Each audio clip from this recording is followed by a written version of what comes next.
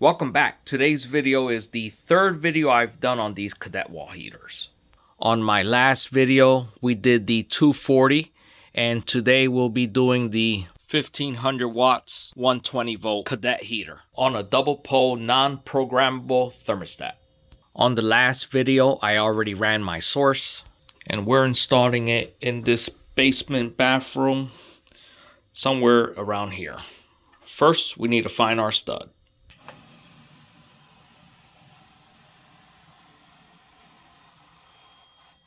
Okay, so our stud is on this side of our light switch. I'm going to install the unit at the bottom and probably the thermostat a lot higher. I don't want small kids playing with it. First thing I did was I put two little lines for where I know my stud is at. We're going to go about 12 inches off the floor. You really don't want to go too higher than that because remember, heat rises. They also recommend do not put it lower than 4.5 inches off the floor. But we're doing 12 inches, so we're good. So what I'm doing is popping a small hole first, just to take a little peek. To make sure there's nothing that's going to be in our way.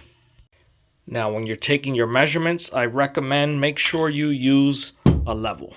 You want to get everything perfectly leveled.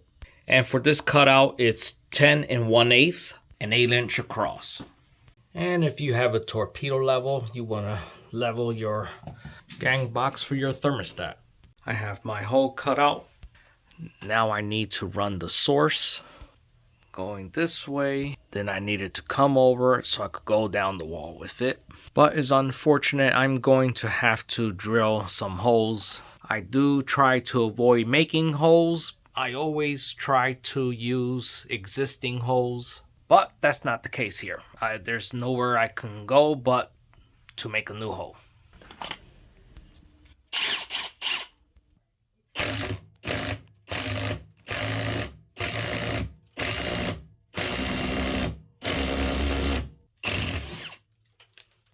I drilled out 4 holes, starting from here, working my way down. Then one more right there. Then I'll fish out my cable through here. And we will be using 12-2 for this. Usually I'll stretch out my line. Just makes it easier when you're fishing it through all your holes. I have my 12-2 now sticking out the wall here. Just make sure you have at least 6 inches coming out of the wall for your box.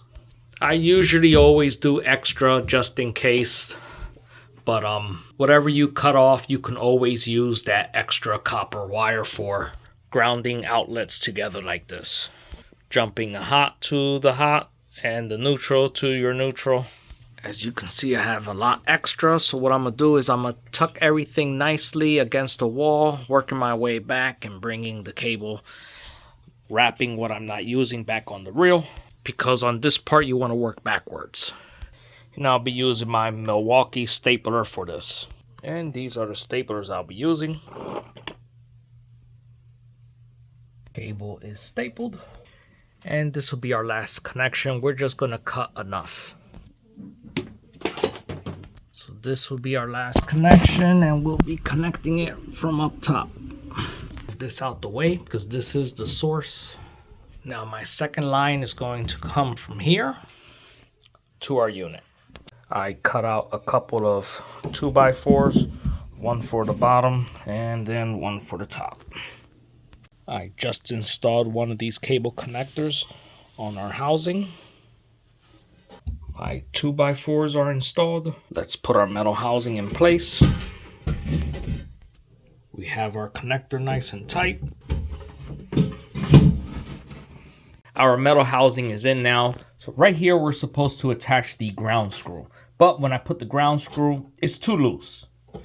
And even if I put it in there, it just falls in. That's not good. We want a proper ground. So I had already purchased one of these miscellaneous kits. And it comes with quite a few different things in here. If you've seen some of my videos, you see where I use this, but what we need today is we need a grounding clip. So I cut off a nice long ground line here, about 12-inch. So how this works is you take your ground and then bend this end over. It's probably easier with some needle nose pliers.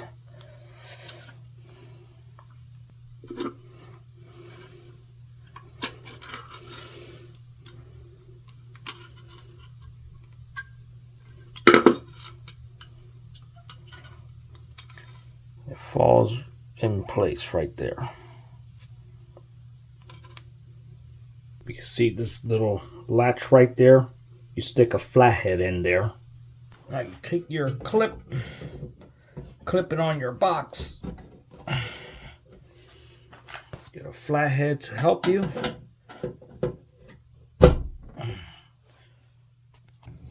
Now you want to ensure that your ground is grounded. Now get a voltmeter. It doesn't have to be nothing fancy like this. You get one of those cheap ones from Harbor Freight. Take one lead, put it on your metal housing, and the other lead that lets you know we got a good ground. You hear the beep? That's what you want to hear. Okay, so we're getting closer here.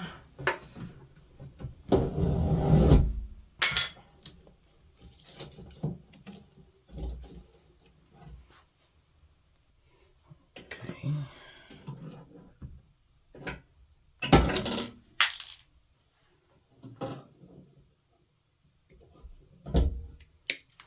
Now I'm using wiggle nuts.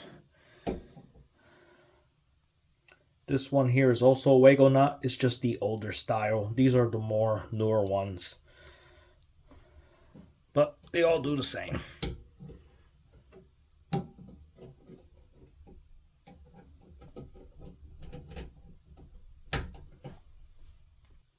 Now, as for a unit, all you have is a neutral and a hot. Simple.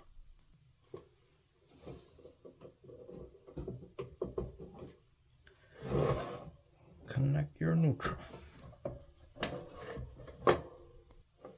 And tuck your wires in your metal housing.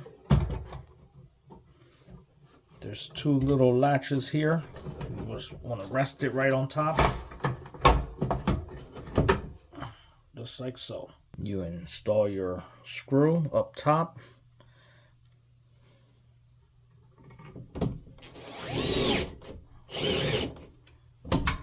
This is one of my favorite drills. I use it all the time for electrical. It works by turning your wrist. Press the button, turn your wrist. You want to go the opposite way, turn the opposite way.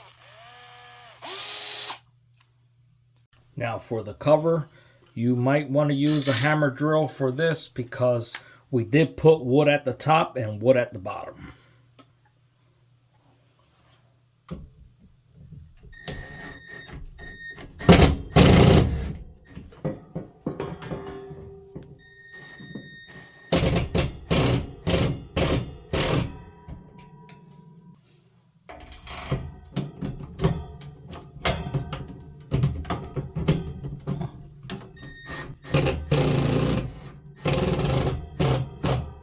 Now let's install our button. Now here is where all the magic happens. But first, let's get our box in.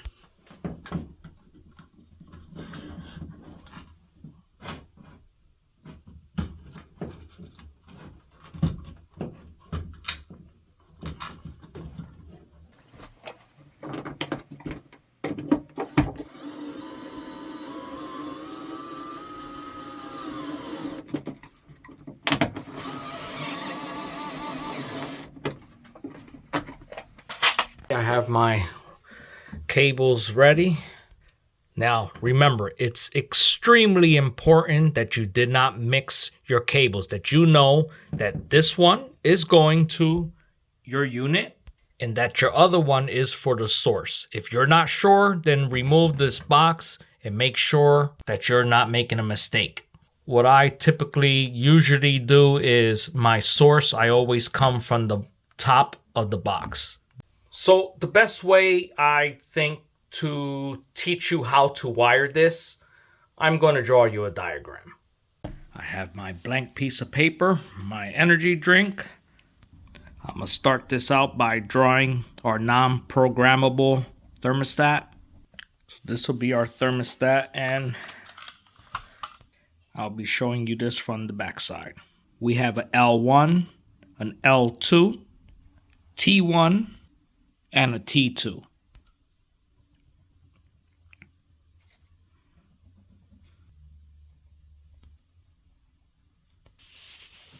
Here will be our source. So we're going to have 3 wires, which one will be our ground, and a blue as our neutral.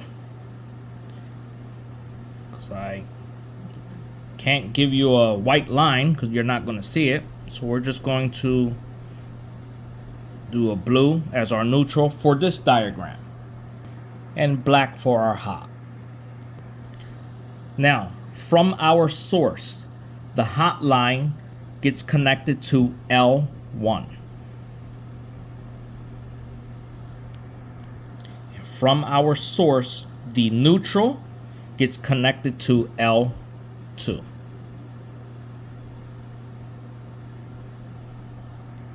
So if you look at the back, you'll see L1 is this black wire, and L2 is this red wire.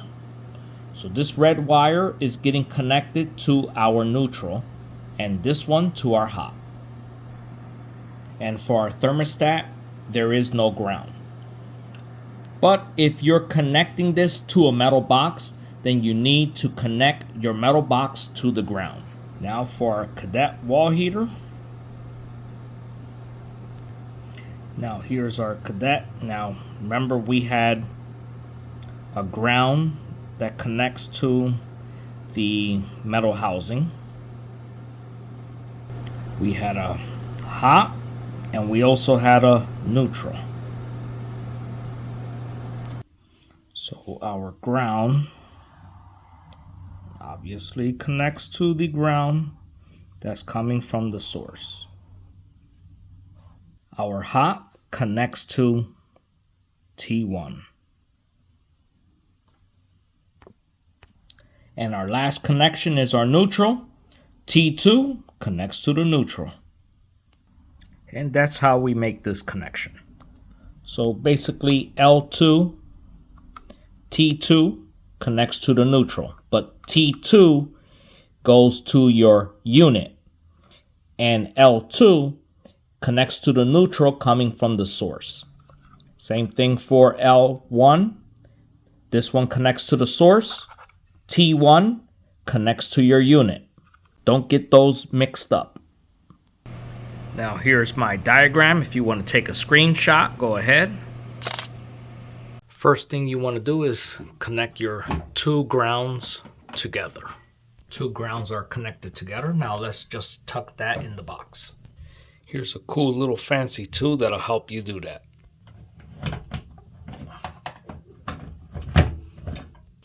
Now go ahead and just remove your cover. There's 2 little tabs on each side. So let's connect L2 first to our neutral coming from the source. Okay, L2 is connected to the source, and I typically like to put some electrical tape on my wire nuts, whether I'm using Wago or regular wire nuts. Just like this, I feel better when I'm pushing these cables in to the box. It's just extra precaution, but you do not need to do that. That is a me thing. I'm using white electrical tape. I don't want to put black tape and then confuse someone later on, and then they think that this is a hot and not a neutral. So now let's connect T2 to our neutral that goes to the Cadet Wall Heater. Now L1, which is our black wire, connects to the hot from our source. Now our last one is T1, which is our black wire, connects to the black wire that's to the Cadet Wall Heater. Oh, there you have it. Everything's wired up, just like our diagram. Now let's get all our wires in our box. And before you tighten it all the way, make sure it's leveled. Snap back on your cover. We have one more final connection. First thing you want to do is make sure that breaker number 33 is off. Number 33, it's off. But always make sure with a voltage detector that there is no power. Let's get our cable in the box. Once you got it in, make sure you tighten your screws.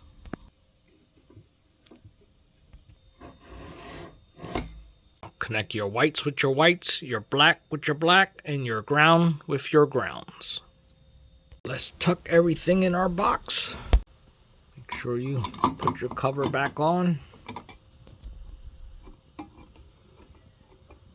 Let's turn on our breaker. Now you want your Cadet Wall Heater on the highest setting. Now let's turn it on.